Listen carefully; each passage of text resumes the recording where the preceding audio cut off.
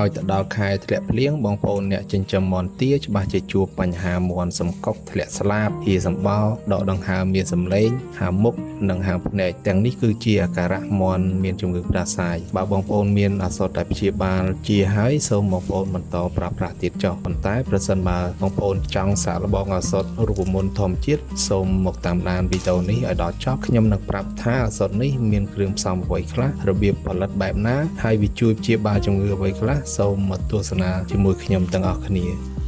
គ្រឿងផ្សំរបស់យើងមានដូចជាខ្ទឹមសម្ខាំរមៀតម្ខាំខ្ញីម្ខាំស្រាសកន្លះលីត្រហើយនិងស្ករត្នោតកន្លះគីឡូក្រាមបាទជំហានដំបូងយើងយកវត្ថុធាតុរបស់យើងនឹងយកទៅលាងទឹកឲ្យបានស្អាតសិនយើងលាងខ្ញីយើងលាងរមៀតយើងលាងខ្ទឹមសឲ្យបានស្អាតសិនមក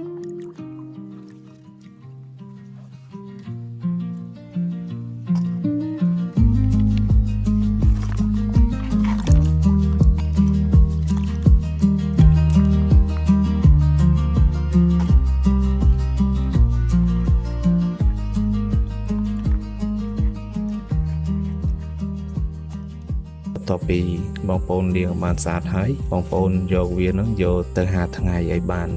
ស្ងួតល្អសិនបន្ទាប់មកទៀតបងប្អូនគ្រាន់តែយកគ្រឿងផ្សំដែលយើងបានហាលហ្នឹងមានដូចជារមៀតខ្ញីហើយនិងខ្ទឹមស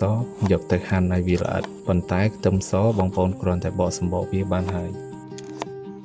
ឱសថដែលយើងផលិតបាននេះគឺវាមានគុណប្រយោជន៍ដូចជាជួយពង្រឹងប្រព័ន្ធការពាររាងកាយរបស់មាន់ឲ្យកាន់តែប្រសើរឡើងអាចប្រឆាំងនឹងជំងឺឆ្លងតាមរដូវកាលបានរហូតដល់ 70 ទៅ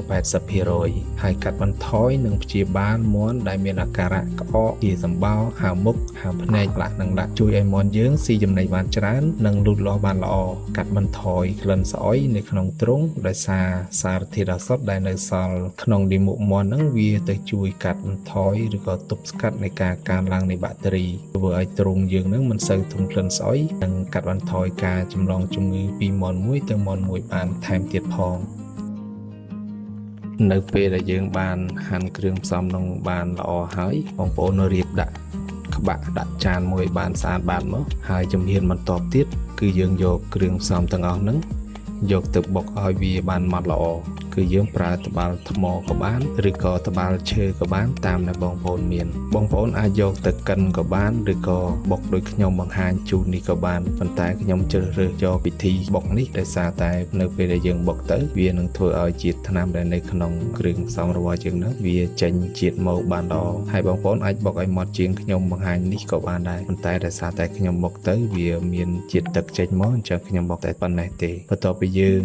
បានបុកគ្រឿងផ្សំយើងបានម៉ត់ល្អហើយយើងចូលដល់ជំហានបន្តមកទៀតគឺយកស្ករត្នោតយកមកលាយចូលទៅក្នុងគ្រឿងផ្សំដែលយើងបានបុកហើយយើងចាក់ស្ករត្នោតចំនួនកន្លះគីឡូហ្នឹងហើយបន្ថែមស្រាសចំនួនកន្លះលីត្រចូលថែមទៀតបងប្អូនចាក់វាចូលទៅក្នុងក្រឡឬក៏ធុងដែលយើងមានឬក៏អ្វីដែលយើងបានត្រៀមដាក់ហ្នឹងមកបងប្អូនចាក់ចូលហើយអស់ហើយយើងយកស្លាបព្រាយកមកកូរបុកវាឲ្យវាចូលរបាយគ្នាបានសព្វល្អដោយមិនត្រូវការថែមទឹកថែមអីផ្សេងនោះទេចំពោះការបុកនេះដែរបងប្អូនមិនត្រូវថែមគ្រឿងផ្សំអ្វីផ្សេងក្រៅពីគ្រឿងផ្សំដែលយើងមានពេលបុកនោះទេមិនមែនដូចជាការបុកទឹកត្រីកោះកុងនោះទេហាមថែមអំបិលឬក៏ស្ករឬក៏ទឹកត្រីចូលព្រោះនេះគឺជាឱសថមិនមែនទឹកត្រីកោះកុងនោះទេជំហានបន្តមកទៀតគឺការគោរពទុកដាក់ឱសថរបស់យើងដែលបានផលិតនេះគឺបងប្អូនយកវាយកទៅដាក់នៅម្លប់ក្នុងរយៈពេល7 ថ្ងៃឬក៏អាចលើសពីនេះគឺយើងអាចបើកប្រើប្រាស់បានហើយចំពោះការប្រើប្រាស់វិញយើងអាចប្រើ